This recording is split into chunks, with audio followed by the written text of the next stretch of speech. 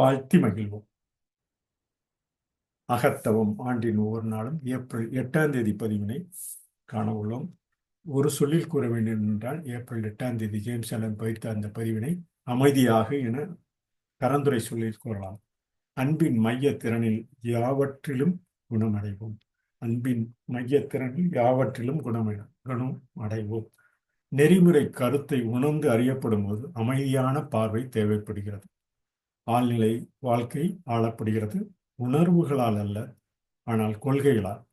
இது விரைவான தூண்டுதல்களின் அடிப்படையில் அல்ல, மாறாக சட்டங்களை கடைபிடிக்கும் அடிப்படையில் நிறுவப்பட்டது. இப்போது புத்திசாலித்தனமான மற்றும் நல்ல வாழ்க்கையில் இதையெல்லாம் மீறுகிறது.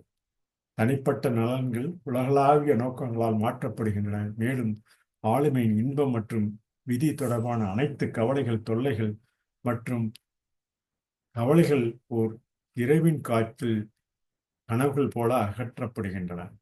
உலகளாவிய நன்மை காணப்படுகிறது என பதிந்து அமைதியாக அன்பின் மைய திறனில் யாவற்றிலும் துணைமிடுவோம் என ஏப்ரல் 8ஆம் தேதி பதிவினை நாம் பகிர்ந்து கொள்கிறோம். ஜேம்ஸ் அலன் பகுத்த அந்த புக் ஆஃப் மெடிடேஷன் என்ற ஆங்கில நூலில் அவர் கூறிய ஆங்கில பதிவினை காண்போம். We can say it at acrostic, calm in single word, careful, affectionate, lovely manners. When perfect good is realized and known, then calm vision is here. The transcendent life is ruled not by passions but by principles. It is founded not upon fleeting impulses but upon abiding laws.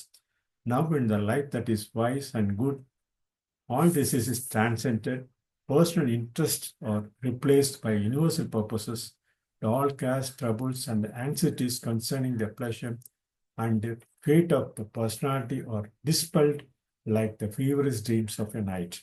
Universal good is seen. We can say it.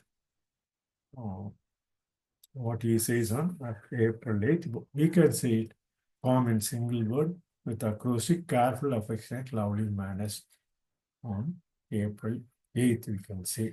Tamil மொழியில் அமைதியாக என கூறி கலந்துரை சொல்லாக அன்பின் மையத்திறனில் யாவற்றிலும் குடைமடைவோம் என கூறி April 8ஆம் தேதி பதிவினை அகத்தவும் ஆண்டின் ஒவ்வொரு நாளும் என்ற பதிவினை நிறைவு செய்கிறோம். நன்றி.